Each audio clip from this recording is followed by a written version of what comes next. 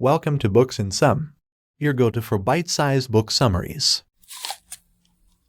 Why Women Have Better Sex Under Socialism by Kristen Ghodsee. In recent years, more and more people have been gravitating toward the idea of socialism, especially in today's turbulent economic climate. Its advocates claim it would solve a lot of the problems that currently plague us as a society, such as unemployment and economic inequality, and lead to better healthcare, education, and many other things. However, better sex for women is just the tip of the iceberg, as socialism could make women's lives better in a wide range of areas, from the romantic realm to the professional domain and many places in between. In these book bites, you'll learn why socialism leads to more equality between men and women, how capitalism benefits from the inequality of women, and why women do, in fact, have better sex under socialism. The key idea is that socialism can mean state socialism or democratic socialism, and we can learn from one while aiming for the other. The Eastern Bloc, which included Poland, Czechoslovakia, Hungary, Romania, Bulgaria, Yugoslavia, and East Germany, was a one-party, authoritarian state that limited people's political freedom and controlled the economy through state-run enterprises and top-down economic planning. In contrast, democratic socialism, which is seen in the contemporary Scandinavian countries of Norway, Sweden, Finland, Denmark, and Iceland, has democratic governments with multiple political parties competing in free and fair elections. Under state socialism, women benefited from programs and policies that promoted their inclusion in the economy, which runs counter to the narratives most of us have grown up with. To design policies for the future of our own society, we can take the good things from state socialism while leaving behind the bad. Under state socialism, women benefited from programs and policies that promoted their inclusion in the economy. These included free healthcare, childcare, and higher education, along with subsidized housing, public transportation, energy, and food. To encourage both genders to occupy positions throughout the economy, they promoted women's advancement in areas such as science, engineering, technology, medicine, law, and academia. Women often ended up dominating these fields, and they garnered some striking accomplishments. However, the demands of motherhood lead many women to drop out of the workforce to become stay-at-home parents, and if they're in a heterosexual partnership, that often means becoming economically dependent on a man.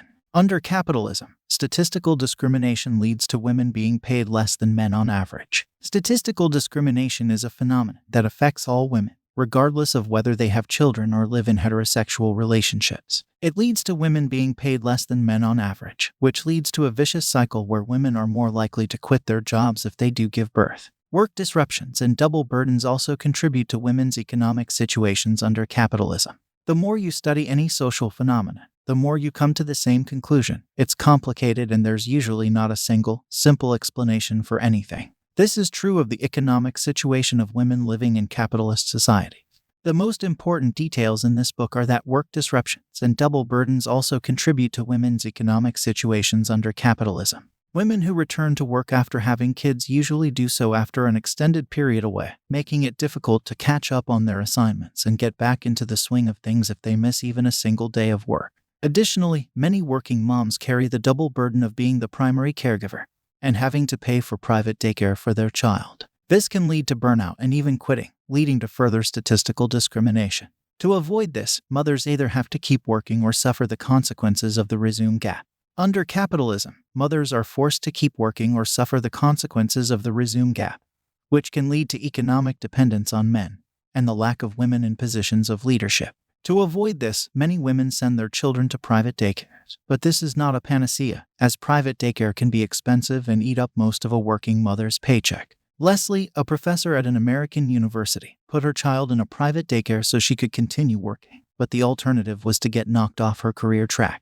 This highlights the fact that neoliberalism forces people to fend for themselves, which puts women at a disadvantage. Neoliberalism is a form of free market capitalism that puts people at a disadvantage by privatizing state-run industries, reducing regulations, cutting back on funding to public services and social welfare programs, shutting down those services and programs, or simply not creating them in the first place. This has many negative consequences for women, such as losing momentum in their career, having a gap in their resume, and becoming economically dependent on their partner. Without strong government intervention in the economy, problems like the pay gap and statistical discrimination continue to make women less equal to men, making many of them economically dependent on male partners. The absence of government intervention contributes to these problems, making women vulnerable to gender discrimination.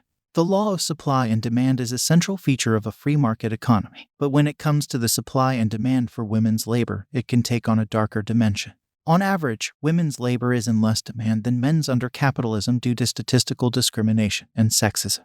This is due to people viewing women's labor as less dependable and valuable than men's, leading to employers' demand for it being lower and women receiving fewer jobs and lower pay. Due to neoliberalism, there is no government-guaranteed employment for women via state-run industry, and there are no strong laws or enforcement mechanisms to compel private enterprises to hire and pay women at the same rate as men. In 2018, Iceland took a step in this direction by instituting an equal pay law with strong enforcement provisions. However, the U.S. has a relatively weak Equal Pay Act, which requires women to prove pay discrimination in court. Quotas have enabled democratic socialist countries to address this issue, but the U.S. has not. The USSR and Eastern Bloc countries made a lot of progress in integrating women into their workforces, with women accounting for 49.7% of the Soviet workforce in 1975 and 37.4% of the North American workforce in 1989. However, when it comes to higher positions of power, these countries have failed due to a lack of quotas. Quotas have enabled democratic socialist countries to ensure that women are equally represented in positions of power. However, this requires a government that is willing to intervene. In the democratic socialist countries of Scandinavia, there are mandatory quotas for the percentage of seats that must be reserved for women on the executive boards of corporations and public enterprises. Other European countries have tried voluntary quotas, but the results are less stellar. The difference comes down to mandatory versus voluntary compliance, and it brings up a larger point. Private enterprises don't fix the problems of gender inequality and discrimination when left to their own devices. Neoliberal capitalism benefits from women doing unpaid care work, but this is a feature of the system, not a bug. The government could help with this by mandating that companies provide their employees with well-paid parental leave or providing state-funded or publicly subsidized childcare services. But these options are expensive and require state intervention in the economy. The better option is to provide or mandate paid parental leave, get rid of state-subsidized childcare, and force parents to provide childcare for themselves. Neoliberal capitalism has a negative impact on women's relationships with heterosexual partners, as they are seen as less valuable than their partners. This can have negative consequences on many aspects of their relationship, including their sex life. For example, in a highly neoliberal society, a woman in a relationship with a man will be doing more care work than him, and will probably earn less money than he does. If they have a child together, they will be economically dependent on him, and the amount of money they would have to make to get by on their own is higher than it would be if they were single. Studies show that inequality between men and women has negative impacts on their romantic relationship, with women having better sex in socialist East Germany than capitalist West Germany. The division of Germany into socialist East Germany and capitalist West Germany during the Cold War provides a fascinating natural experiment in the way in which inequality affects women's romantic lives. In socialist East Germany, women were far less economically dependent on men than their West German counterparts and had access to things like government-funded childcare and subsidized housing. Both the marriage and the divorce rates were much higher in East Germany than West Germany, and the majority of divorce proceedings were initiated by women. Neoliberal capitalism contributes to and benefits from women's economic inequality, unpaid care work, experiences of gender discrimination, and economic dependence on men. Democratic socialism can help solve these problems through policy and programs such as mandating paid parental leave, providing subsidized childcare, and instituting quotas. Studies conducted between 1988 and 1992 showed that East German women felt more sexually satisfied in their relationships than their West German counterparts, with 82% of East German women being happy after having sex and having orgasms more frequently. This suggests that women do have better sex under socialism.